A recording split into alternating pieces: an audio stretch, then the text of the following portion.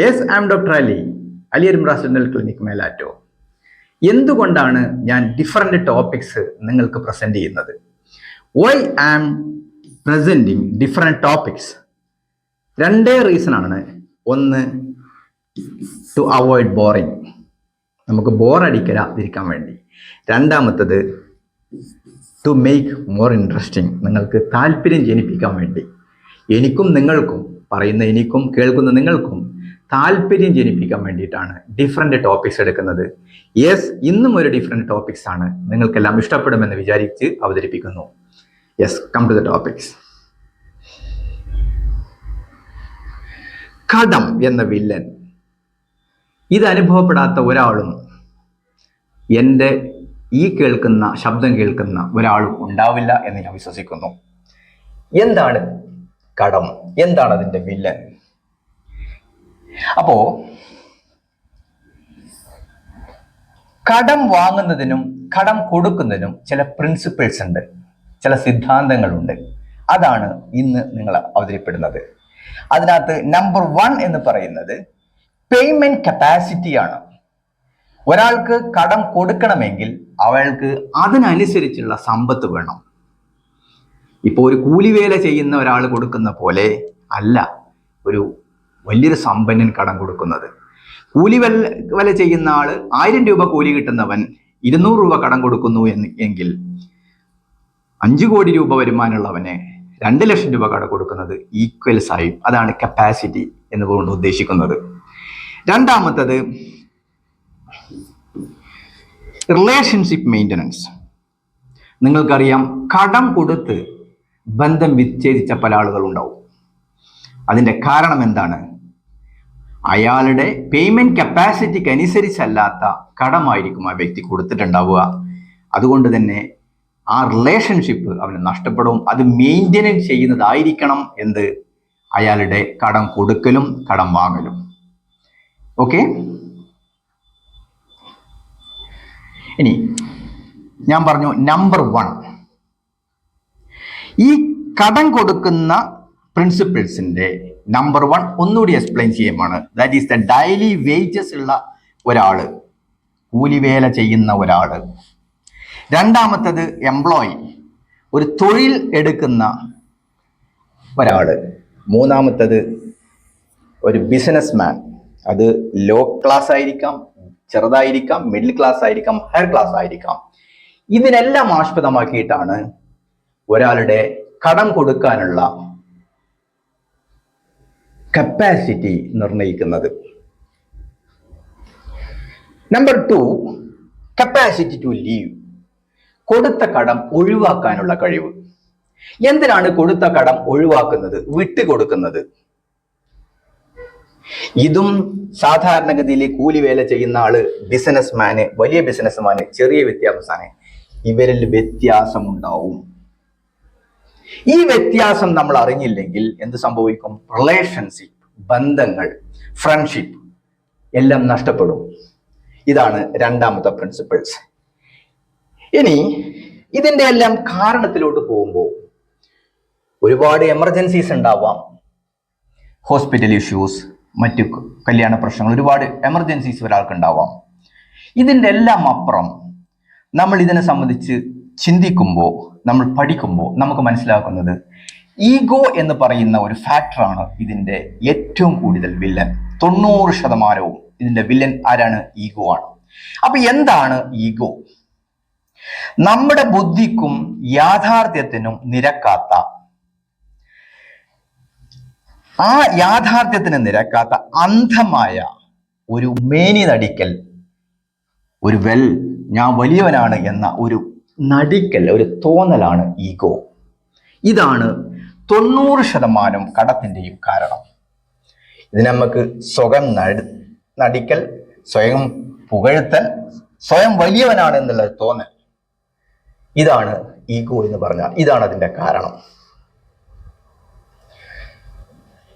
അപ്പൊ ഇത് കണ്ടെത്താൻ, ഇത് ഒഴിവാക്കാൻ നമുക്കൊരു ടെസ്റ്റ് ഉണ്ട്. അതിൻ്റെ പേരാണ് മിറർ ടെസ്റ്റ്.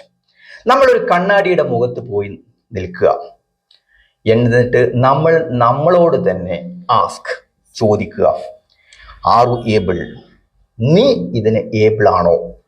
നിനക്കിതിനുള്ള ആസ്തിയുണ്ടോ? നിനക്കിതിനുള്ള കഴിവുണ്ടോ?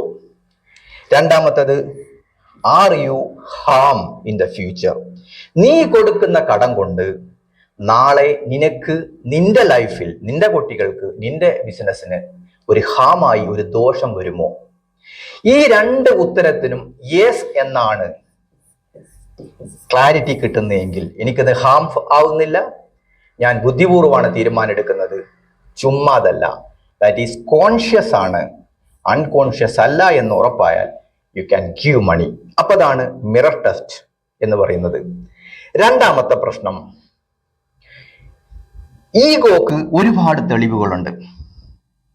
അപ്പൊ ഈ മിറർ ടെസ്റ്റ് ഒരാൾ ഏബിൾ ആണോ എങ്കിൽ ഈ കാര്യം കൂടി അവർ മനസ്സിലാക്കണം. അത് യെസ് എന്ന് മനസ്സിലാക്കണമെങ്കിൽ അവൻ ഏബിൾ ആണോ, അവൻ അതുകൊണ്ട് ഭാവിയിൽ ഹാംഫുൾ ആണോ എന്ന് മനസ്സിലാക്കാൻ ഈ പറയുന്ന എക്സാമ്പിൾസ് ഇവ മനസ്സിലാക്കാൻ തെളിവുണ്ട്. ഈഗോ എന്തൊക്കെയാണ് ഈഗോയുടെ തെളിവുകൾ? That is the action without consciousness. ബുദ്ധിയില്ലാതെ എടുത്തുന്ന തീരുമാനം, ആ തീരുമാനത്തിന്റെ പേരാണ് ഈഗോ.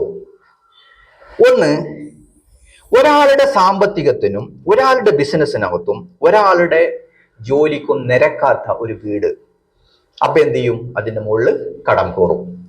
രണ്ടാമത്തതാണ് വാഹനം, അടിപൊളി വാഹനം, അടിപൊളി വീട്.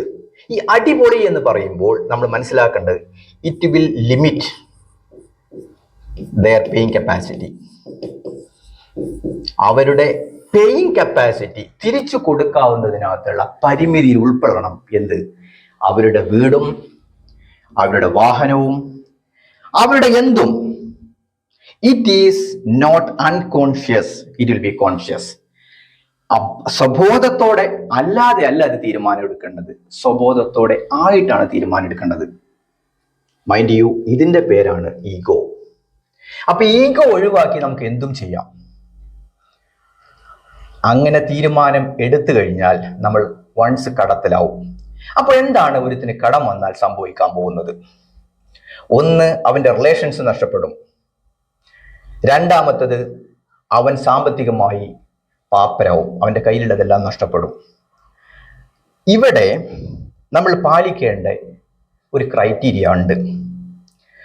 നമ്മൾ നമ്മളോട് തന്നെ ചോദിക്കണം, നമ്മൾക്ക് നൽകുന്ന ഈ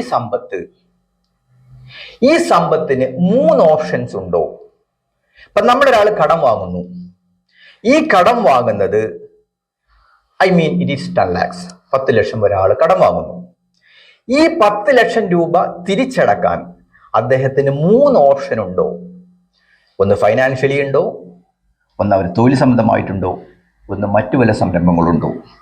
ഈ 3 ഓപ്ഷൻസ് ഉണ്ടെങ്കിൽ 2ഉം ഫെയിലിയർ വന്നാലും ഒന്നിൽ അയാൾക്ക് ക്ലിക്ക് ആവാം. 3 ഓപ്ഷൻസ് ഇല്ലെങ്കിൽ കടം വാങ്ങരുത്. ഇനി എന്തൊക്കെയാണ് ഫാക്ട്? ഒരു സാധാരണ ഫാക്ട് ഉണ്ട്, പൊതുജനം മനസ്സിലാക്കേണ്ട ഒരു ഫാക്ട് ഉണ്ട്. നമ്മളെല്ലാം തെറ്റിദ്ധാരണ ഈഗോയിലോട്ട് ഇറങ്ങുന്നതിന്റെ, ഈഗോ വെച്ച് നമ്മൾ ഫീഡ് ചെയ്യുന്നതിന്റെ, ഫാമിലി ഫീഡ് ചെയ്യുന്നു. ഈഗോ വെച്ച് നമ്മൾ എന്താണ് അവസാനം ഉണ്ടാവുന്നത്? കടമുണ്ടാവുന്നു. അത് നമ്മൾ ഈ ഒരു ഫാക്ട് മാത്രം മനസ്സിലാക്കിയാൽ നമ്മൾ അതിൽ പെടില്ല. ഒന്ന്, no one interest in U.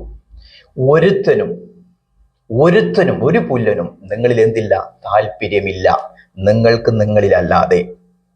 ഇതിനകത്ത് ഫാമിലിയും ഉൾപ്പെടും, ഫ്രണ്ട്സ് ഉൾപ്പെടും, എല്ലാവരും ഉൾപ്പെടും. നിങ്ങളെ കടം, ദാറ്റ് ഈസ് യുവർ പേഴ്സണൽ. രണ്ടാമത്തത്, ഇഫ് യു ആർ വെൽത്തി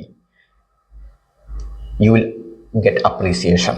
നിങ്ങൾക്ക് സാമ്പത്തികമായിട്ടും സാമൂഹിക അഭിവൃദ്ധി വന്നാൽ പുകഴ്ത്താൻ ആയിരങ്ങളുണ്ടാവും. പക്ഷേ പൊട്ടിപ്പറഞ്ഞാലോ, ഇഫ് യു ബ്രോക്ക്, കുറ്റപ്പെടുത്താനേ ആളുണ്ടാവും. കുറ്റപ്പെടുത്താൻ മാത്രമേ ആള് ഉണ്ടാവൂ.